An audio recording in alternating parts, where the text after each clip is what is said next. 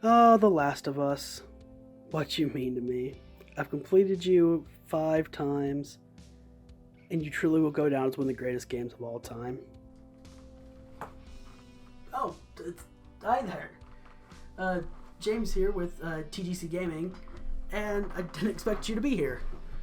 But, now that you are, or I guess if you will be here, I guess I can talk about what the first Last of Us means to me and why The Last of Us Part 2 for me is one of really the only games that I've ever felt true excitement for. So let's get into it.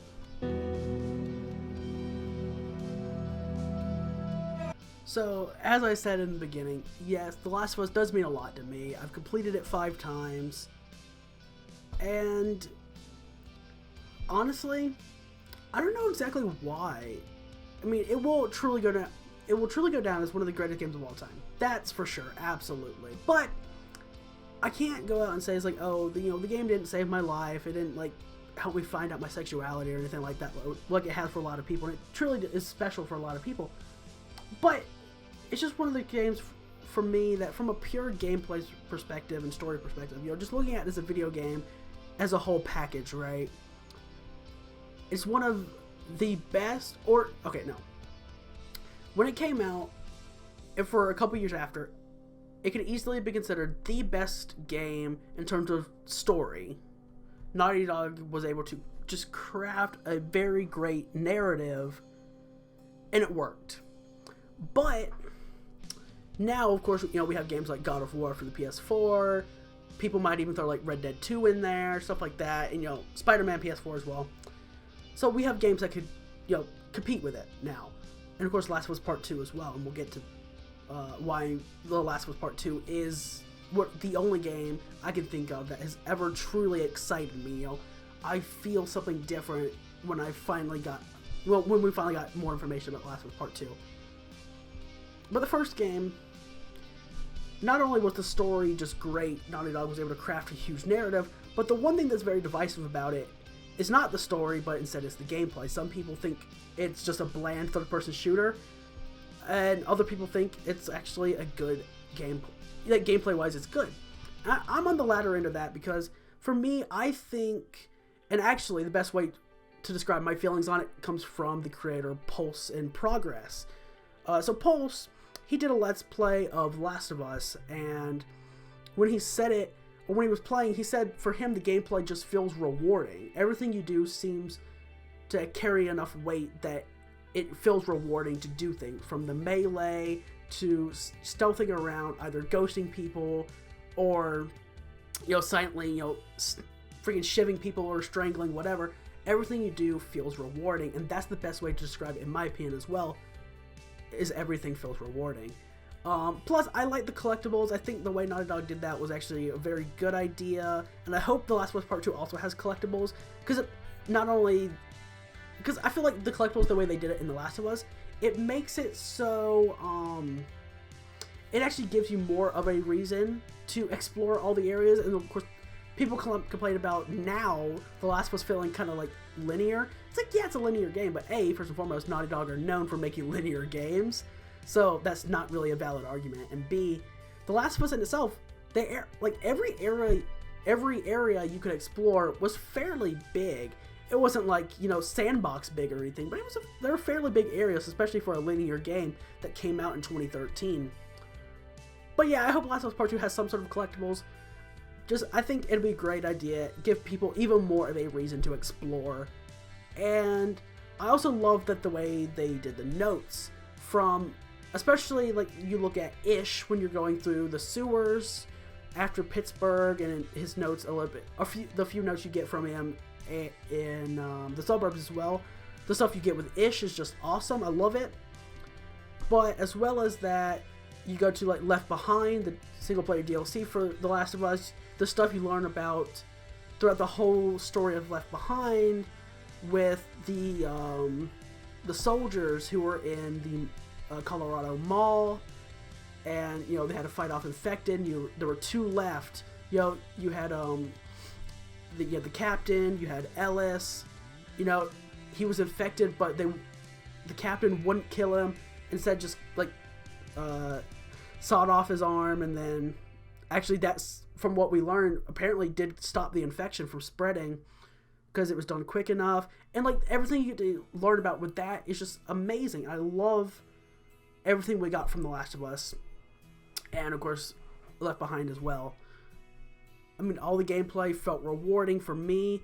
I loved finding new ways to stealth that not a lot of people actually like thought of, and that there's not many because I'm not that great with stealth. But I always remember one section. It's it's a little bit before the bookstore in Alone and Forsaken in Pittsburgh, and you're going through, and you have 3 guys coming up over a bus, and they would walk past you. Now, some people would naturally either fight them all, kill them all. Me, I actually hide behind. I believe it's like a freaking mailbox or something. I can't remember exactly right now, but there's this little section where you can just like walk up all the way to the left, hide behind it. They'll never see you, and then once they walk past, you can just go up and go over the bus, and boom, you're done. Or you can wait a little bit. Once they're all gone officially, Ellie will start talking and doing the jokes for the first time. Boom, that's cool as well. So, stuff like that, you know. I just absolutely love The Last of Us. Again, gameplay-wise, everything for me just feels rewarding. And then story, I think is one of the best stories that's ever been done in a game. And, well, for the time it came out. Now, like I said before, it does have some competition. But that's really all I want to say. There's not too much I can really say about The Last of Us, because again, you know, I didn't have like some sort of I didn't change as a person from having played it. I just think it's a very, very solid video game, and I love the story. The story did make me emotional. It did get to me. I love that, and the gameplay again feels rewarding. So again, I love it, but again, I can't say too much more. And even if I could, probably most of the things I could say have already been said, so I'm going to leave it there. But the real thing is, I just want to talk about now The Last of Us Part II, and why it's the only game that has truly ever excited me and made me like truly want to go out, like pre-order the game and get it as soon as I possibly can.